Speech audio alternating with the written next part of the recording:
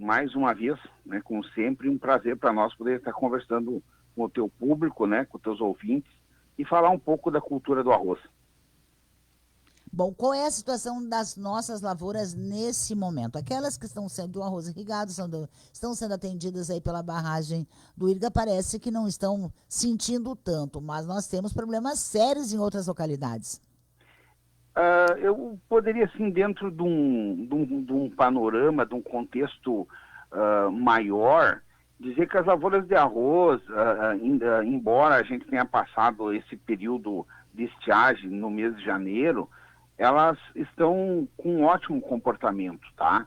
Nós tivemos, sim, alguns problemas pontuais com diminuição, eu nem diria falta de irrigação nas lavouras, mas uma diminuição do volume de uso da água, né, para essas lavouras, que, de certa forma, ela pode sim vir a prejudicar ali na frente com relação à produção ou produtividade, né, da cultura, porque pegou a cultura na fase da qual ela mais usa água, que é a fase reprodutiva da cultura, né? Então, mas no contexto maior, as nossas lavouras se apresentam em boas condições, viu, Dalcira?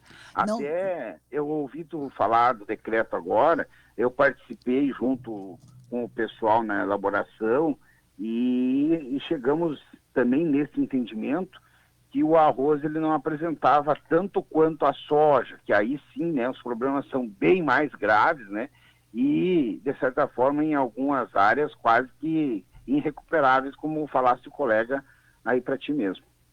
bom, é uma situação bem complicada, porque como eu disse, né, coordenador, nós saímos daquela enchente de maio, caímos numa estiagem, nosso agronegócio numa situação bastante complicada. O que eu vi também que o presidente do IRGA assegurou que não vai faltar água para os produtores, principalmente daqueles que dependem da barragem. Perfeito. Bem especificamente com relação ao que o IRGA fornece de água para a Associação dos Usuários de Água na barragem do Capané, nós tivemos ali, inclusive com a presença do presidente que veio em loco para tomar conhecimento da situação, porque preocupou, né, os produtores quando o nível da coluna de água da barragem começou a baixar assim numa velocidade muito rápida, sabe? Então, os produtores logo se questionaram, teremos água para finalizar a nossa cultura de arroz irrigado, com água fornecida pela barragem do Capané? E para tranquilizá-los, a gente resolveu, né, reunir alguns produtores da associação e o departamento técnico, e aí o presidente acompanhando em loco, para que a gente pudesse esclarecer aos produtores que sim, né, que eles poderiam ficar tranquilos que teriam água para finalizar o seu cultivo de arroz.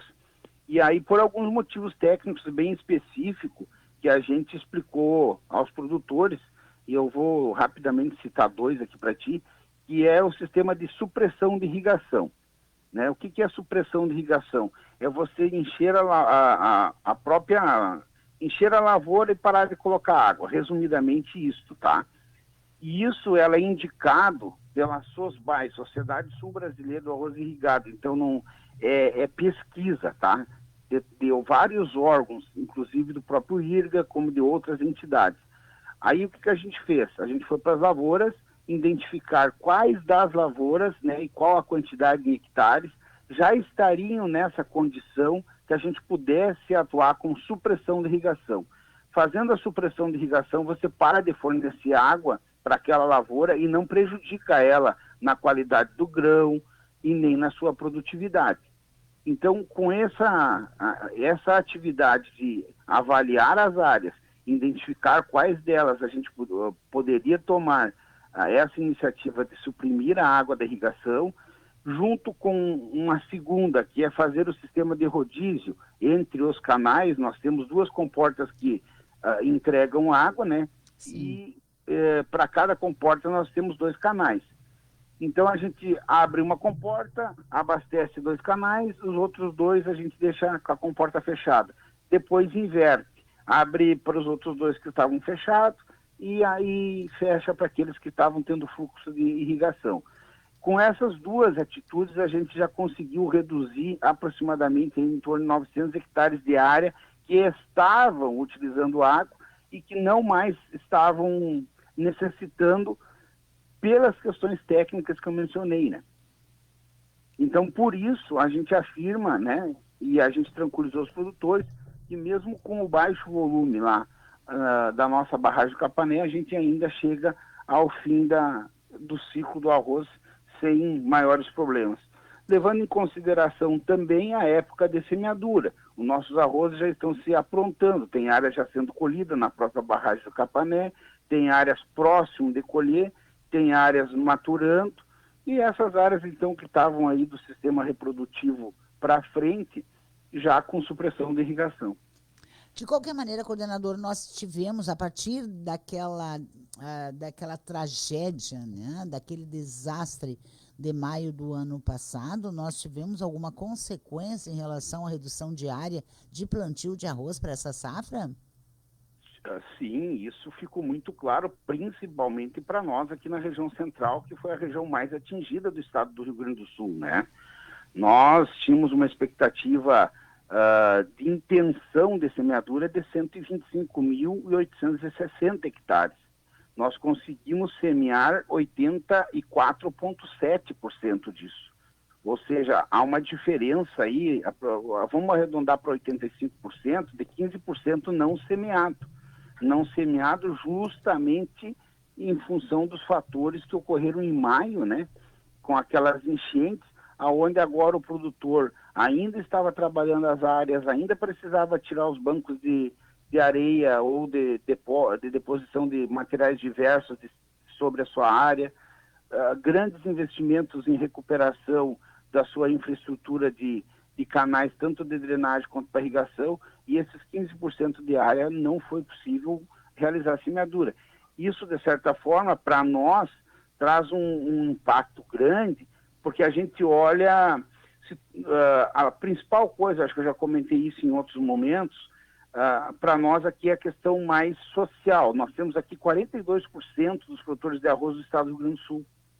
Aí quando tu olha a área, é apenas entre 13% a 15%. A área não é representativa, mas a questão social é muito representativa para a região central do estado. São muitas famílias dependentes dessa cultura, desse sistema de cultivo. E tu deixar 15% sem semear, isso te traz uma certa preocupação. E o que foi semeado com alto custo, que é bom frisar também. Mesmo o que foi semeado, essa semeadura, ela teve alto custo, porque ele conseguiu fazer a recuperação do solo, né, de certa forma, e com gasto muito alto, e ainda fazer a semeadura do arroz. Então nós temos dois fatores aí importantes também de serem observados. Olha, na verdade, a gente sempre diz que uma lavoura é um risco a céu aberto, né? Porque depende de chuva, depende de sol, depende de nenhuma coisa demais nem da outra, né? Exatamente. E eu tenho dito assim que até para a questão dos nossos produtores, né? São muito resilientes, né? Porque se tu olha, ano a ano, nós vínhamos de duas estiagens. É bom frisar isso e lembrar também. Entramos numa enchente, né? Passamos um ano fazendo reconstrução de áreas. E agora, né, em algumas lavouras, essas temperaturas elevadas, alguns pontos, como eu citei, são pontuais, mas com falta ou diminuição do volume de água. Então, o produtor é muito resiliente, é muito corajoso para ainda continuar semeando numa fábrica a céu aberto. Também, por outro lado, coordenador, essa o senhor me devia a informação. Em dezembro, o Ministério da Agricultura e Pecuária, através da Secretaria de Inovação, Desenvolvimento Sustentável, Irrigação e Cooperativismo, enorme esse nome, né? Reconheceu que o selo ambiental do Instituto Rio Grandense do Arroz, o IRGA, atende aos requisitos mínimos de boas práticas agrícolas. E a decisão já foi, claro, na época foi publicada no Diário Oficial da União. Nós temos um produtor em Cachoeira que levou, né, que entendeu, levou esse selo, ganhou esse selo, com honras e circunstâncias, que é o produtor Ricardo Lara. O que precisa fazer para ter esse selo? Porque, pelo que eu entendi, é de uma importância enorme, principalmente pelas boas práticas com relação não só à cultura do arroz, mas também com o trato com o meio ambiente. Exatamente, né? Nessa última tua frase, a preocupação hoje do setor agrícola, e ela nunca deixou de existir, na verdade, né? Mas cada vez mais a gente sabe que a sociedade nos cobra pela questão ambiental, né? Para que tu tenha uma produção e de forma sustentável, protegendo cada vez mais ainda as questões do meio ambiente. E o selo ambiental do IRGA, quando criado, ele tem inúmeros pontos que são observados olhando para esse horizonte. Eu estou produzindo o meu arroz. De que forma? Né? Qual é o volume de água que eu estou utilizando para produzir 1 quilo de arroz, por exemplo? E eu vou adequando o meu sistema, e isso dentro do programa Selo Ambiental, ele é bem claro. Quando eu vou adequando o meu sistema e vou atingindo aqueles determinados pontos que ali são apontados, eu vou evoluindo para obter amanhã ou depois o selo. Então, é uma construção a longo período. Não chega-se amanhã assim, vou dar um selo para aquela propriedade, porque selo ambiental... Não, ele tem que passar por inúmeros critérios, né? Como que está sendo guardado, por exemplo, os meus frascos de produtos agroquímicos que eu utilizo na lavoura? Eu estou devolvendo de forma adequada, como rege a legislação, as questões de óleo diesel, lavagem de máquina, acolhimento dos equipamentos, as questões de olhar para quem tem mão de obra, como que está sendo tratado. Então, o selo ambiental, ele olha para esses diversos pontos. E a gente sentiu em determinado momento que a gente poderia, com esse selo, buscar junto ao governo, né, federal, o reconhecimento para que quando o produtor for até uma agência, né, financiadora para fazer o seu custeio, o seu investimento, ele ter esse programa e estar com esse programa em dia e certificado pelo Instituto Rio Grande do Arroz, para que ele tivesse algo ali, né, para mostrar que ele estava contribuindo. E isso, quando o Ministério acatou, nós ficamos tão felizes, porque agora o produtor, em tendo o selo, se ele precisar fazer um certo investimento, um contrato de investimento, um certo contrato de custeio, ele poderá obter desconto por ter esse selo. Isso, para nós, é um avanço gritante, né? E, além de tudo, mostrar que o IRGA também é preocupado com as questões ambientais. Tá certo. Outros produtores, e como é que é feita essa seleção, essa escolha? Claro, tem toda essa lista, mas apenas ele se enquadra nesse momento, nessas condições exigidas para receber o selo? Perfeito. Por quê? Porque, primeiro, né, nós temos que procurar um núcleo do Instituto Rio Grande do Arroz, em Cachoeira do Sul, fica aí na Marechal Floriano, né, 493, ou mesmo fazer contato com um de nossos colegas, aí vai fazer o cadastro, né, de interesse de obter o selo, né, a gente vai delegar um colega para avaliar a propriedade, já começa ali a analisar alguns pontos, a identificar o que precisa de melhoria, aqueles que já estão bons, e aí vai montando-se o processo, para ali na frente, quando a gente entender que aqueles critérios que são postos no selo está adequado, ele recebeu o selo ambiental do IRGA. Tá certo, então. Parabéns, então, ao seu Ricardo, né? Isso, o seu Ricardo Lara, ele começou, para teres uma ideia, não é de hoje, né? Ele vem trabalhando com o selo ambiental desde 2014, 15, então, anos e anos, ele vem cada dia mais melhorando e adequando a sua propriedade, e todos os anos a gente reconhecia ele como uma evolução junto do selo ambiental.